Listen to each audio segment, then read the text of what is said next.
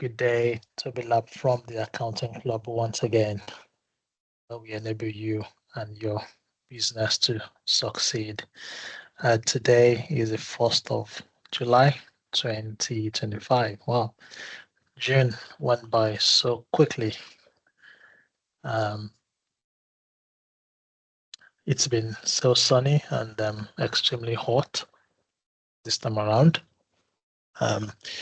We have the AC on full blast with as many fans as we can. All right, so here is my usual update, which I want to go through very quickly.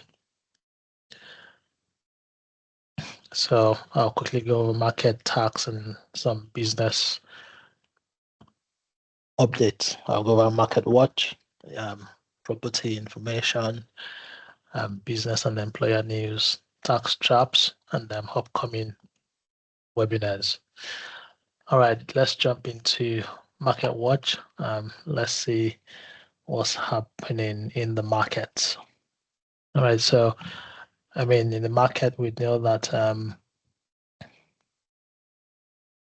the Nasdaq is Nasdaq, S&P, Dow Jones are all markets that are based in the United States and are indices that work on various methodologies. Nasdaq, I believe, are indices of major tech companies and variety of companies. S&P 500, I think that's the top 500 companies. Dow Jones, I believe, picks about 30 companies or so within various industries. And then the FTSE, the FTSE, that's the UK market. So let's have a quick look at price action, what's been happening over the weekend. So to get a quick overview of what's happening in the market, I use investing.com. So we can see Dow Jones is up, S&P 500 was up. You can see high. Nasdaq was up, but this looks to be trending downwards now temporarily. Stocks, this will give you stocks that have changes in stock. Most of the stocks are down. I think most of this went up over the weekend, so they are now seem to be retracing. Amazon, one of the stocks I hold, it was up, now it's down. Alphabet is not on this list, it's gone down. All right, so I've been watching Alphabet. You can commodities, price of commodities, you can see where you've got some changes. Currencies, and see I'll watch the pound against the dollar, and the pound has been gaining against the dollar has been strengthening against the British pound, I think. But when it's getting calmed down, we don't know. You've got ETFs, you've got cryptocurrency, and Bitcoin, the master of all crypto assets, down. Ethereum down. Tether is a stable coin. XRP up. BNB, Solana down. Let's look at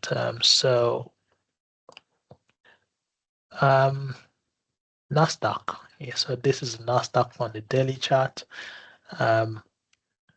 It went up over the weekend. Sunday, Monday, and Tuesday we're having a retracement on the daily chart. S&P 500 up, and it looks like we are having a retracement as well. And Dow Jones, looks to have been down, but looks to be trending upwards based on the stochastic RSI. It looks like we might have an upward movement on that. If the FTSE on the daily chart, FTSE was down on Monday, was green on Sunday. I think that should have been closed on Sunday. Then green today, trying to pick up today. I mean, the stochastic RSI is within this channel, so it's been down. It's now trying to move trend up, and then when it's trending up, it usually trends up towards 100 before coming back down. As you can see with the Nasdaq, the stochastic RSI is 100 and needs to trend back down, as well as the S&P 500. Let's look at what BTC is doing on the daily chart. We've reached 100 on the stochastic RSI, and it looks like we are entering into this channel, and it should trend downwards. Historically, when you have that curve, you usually see lower prices. On Solana, I mean, BTC, it tried to break 108 on Monday. On Sunday, we had a pump on Sunday, which I call the Sunday pump. We had a pump on Sunday, and then rejection on Monday, and we are seeing a rejection continuing into today, Tuesday. Is that going to continue? Who knows? Solana, yes, we had a nice pump on Sunday, Saturday, Sunday, Monday, and now we're having a big candle down on the daily chart. Now it is possible for this candle to retrace back up. Who knows? No one knows. But the stochastic RSI is trending downwards. The RSI is trending downwards. So according to the charts, we should see some correction or price retracements according to the charts. This is not financial advice. This is what I think based on the chart. So we might see, I mean, the price coming down means good entry opportunities to re-enter the market if you did sell, if you're trading and you did sell. But if you're holding, then you may want to consider your options. Oh, and then Forex on the pound against the dollar. Now the pound against the dollar against the pound on the stochastic RSI, it's been trending up. It's been up for quite a few days now, and I mean, we should see a retracement, but with positive news, the market could bounce back at any point in time. So of course, all of these things are affected by good, positive, and negative news. So the chart will react. I mean, we'll see that reaction in the chart. So based on what this analysis is solely based on what the chart is doing. Oh, my favorite stock, Amazon. Let's see what Amazon has done. Right, so Amazon on the daily chart was down on Monday. It's down today. So, and the stochastic RSI is in the upper channel, and ideally it should go up to 100 before trending back down. But the blue line is curving and looks like it's going to curve downwards. So, quite some uncertainty here. So I do also some Amazon stock, and I always look for opportunities to increase the holdings that I have on Amazon. And I'm looking for opportunity, and I've been looking at Alphabet as well, and that's Google, and I'm trying to look for an entry point to get into some Alphabet shares for the long term. So I think for stock, I'm holding stocks for the long term. Crypto is more of a short term. What's the word to use now? Play the market. The market is going up, follow it. Market is going down, follow the market. Follow the trend in the market. That's what I do. So that's a quick market overview. This is not financial advice, but I mean, if you are investing, you want to make decisions based on, you want to make sure you have a reason for going in and out of a trade. Okay, don't just go in blindly. Follow the prices, know what's going on in the market, look up news. Don't just go in blindly. Have a reason for going into that making that purchase at the time you're doing it. If you as it come down, is that the reason you're buying it? Has it gone up? Is that the reason you're selling? Have a reason for buying. Have a reason for selling. I mean, it's not financial advice, but that's what I think, and that's what I would. That's what I think. All right, so that's a quick view of the market. Let's quickly talk about UK property. So now UK property, what I want to talk about is an investor mortgage requirement. So if you're looking to buy a property in the UK as an investor, and it applies to individuals as well, lenders, if this is the way you're buying property on finance using a mortgage, lenders will usually ask you to prove your income. So if you work for yourself as self-employed, or you are you earn income through your limited company in the form of salary and dividends, then lenders will be asking you for what you call a SA302 and a tax year overview. They usually ask for this for a 2-year period. Okay, so a tax year, I'll just show you what that is. So a SA302 is a tax calculation. So the SA302 is your tax calculation, and your tax calculation shows your pay from all your sources of income, pay from employment, pay from income from profits from property, pension. It shows all your income, gives you a total, and then your tax reliefs, and then the income that is taxable, and then it works out your tax, and then you have your tax liability. So that is AS 302. It is a tax calculation. So when a lender is asking for SA302, don't get confused. It is your tax calculation. And then they also ask for your tax year overview. All right, so you usually get a tax year overview when you have submitted your tax return. When your tax return has been submitted to HMRC, then you can obtain a tax year overview. And a tax year overview is usually a summary of your tax liability. So when your tax return is submitted, the tax you have shown here. So this is a tax year overview. I mean, the shows your agent or yourself if you do want to obtaining this yourself, your tax number, and then the tax year ending, and then it shows you the tax and any additional interest penalties, and then the total. So the figure you have here on your tax year overview should match the figure you have on your tax return here. Now you can always get a tax year overview from your HMRC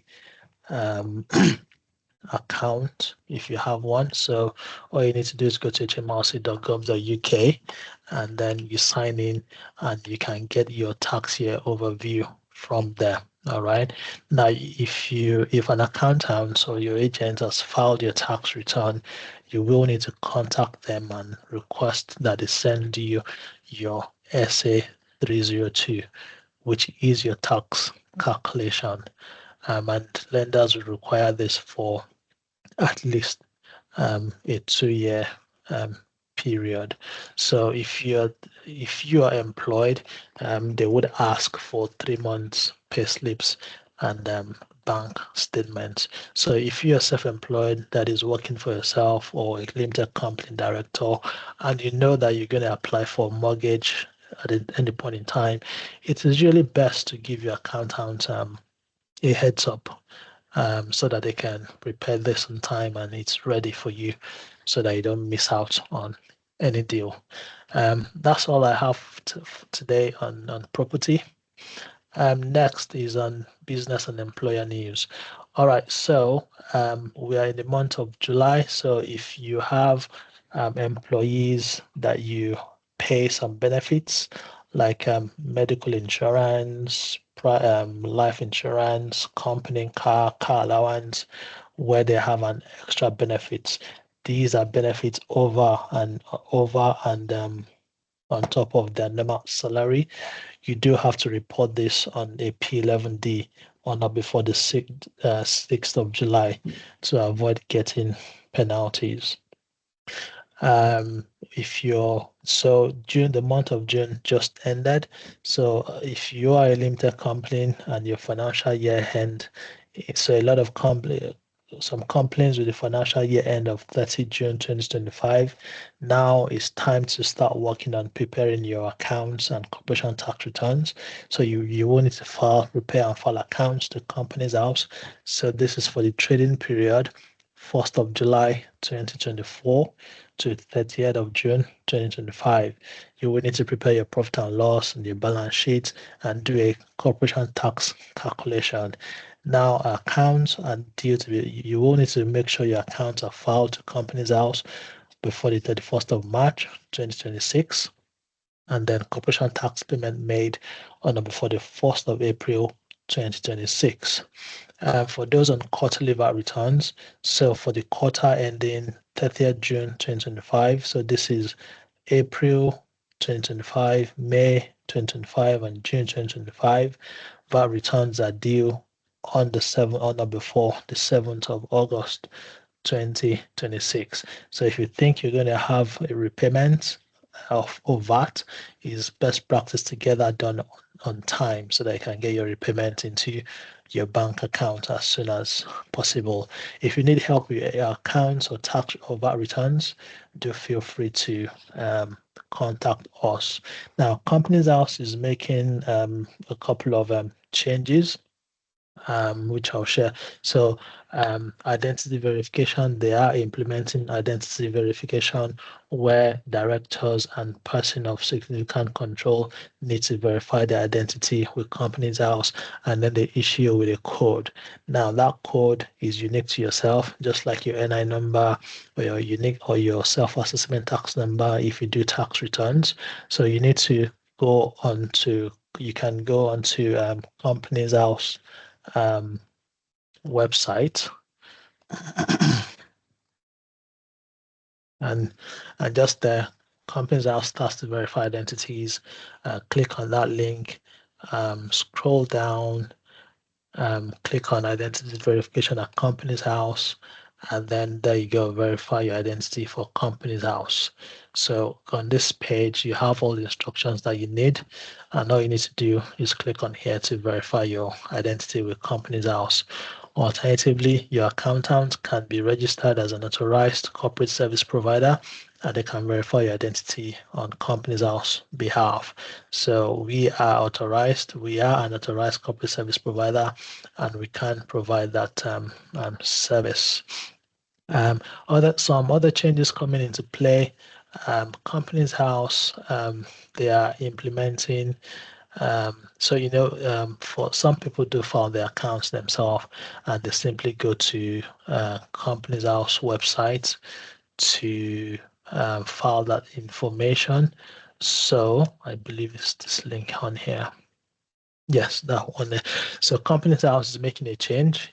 From the 1st of April 2027, you will have to file accounts using a software. All right. I mean, agents and accountants already do that anyway. So if you're doing this yourself, or if you are an accountant using the gov.uk to prepare and file accounts, well, you need a new strategy. Consult with us and we will advise you on what to do. So bear this in mind for those of you that this is applicable for those of you that file account yourself. If you use an accountant, you really don't need to worry about this at all. But one thing of note though is that so I said profit and loss now visible. All right, so from that same date, 1st of April 2027, all accounts will have to include a profit and loss. So currently, micro entities and small businesses can submit just their balance sheets, and the balance sheet is more or less shows you your net worth or your net assets and liabilities. It doesn't show your turnover, it doesn't show your costs or your profit. But from the 1st of April 2027, Companies House is making a change where all accounts will have to include a profit and loss account. So it is no longer possible to hide that information from competitors, lenders, friends that are looking out for your company. If you want to hide that information, then you may want to consider maybe trading as self-employed and no longer as a limited company. But that's another topic that we can delve into at a later stage. Now, tax trap to avoid. One, HMRC is increasing compliance checks on small businesses. And one of the things that a small business director would usually do is to make use of director's loans. So basically, director's loan, any money that you have not taken in the form of a salary, dividend, or expense payment is a director's loan, right? And there is an allowance of £10,000. So if your financial year end is, say, 31st of December 2024, the balance on your director's loan should be £10,000 or less. Where it's more than £10,000 or even £10,000, right? You will be subject to additional corporation tax as well as personal tax because they deem that as benefit in kind. So it is therefore important that you monitor the use of your director's loan account. Ideally, before the end of your financial year, you want to make sure that balances are below £10,000 to avoid having to pay additional taxes. So the addition on an overdrawn account where the balance is more than £10,000, you pay tax at 33 corporation tax at 33.75%, and then you also have to declare that. And it doesn't stop there because you pay employer national insurance and that as well as an employer, and you pay tax as an employee because they want you to declare that on a tax return. If, however, you paid your company interest on the loan, so where the balance is over £10,000, and you make it more like a commercial arrangement where you pay your company interest, then you may be able to avoid having to pay this additional tax. So that's a trap that you need to avoid, having overdrawn balances on your director's loan account. So on our webinars, we have a webinar coming up on the 8th of July 2025. It is called the Tax Playbook. We will have other webinars coming up, but we are yet to schedule this and upload them. We will do so and share the information in due course. However, to attend this one, you can register on Eventbrite, and that's the link to register to attend. And we aim to use this to provide useful information on taxes around investing in property in the UK. So I've gone through my usual update. I hope you find this useful. If you need any help or guidance regarding any of these topics or any area of your accounting or tax, do feel free to get in touch with us. Once again, Tobilam from the Accounting Club, where we enable you and your business to succeed.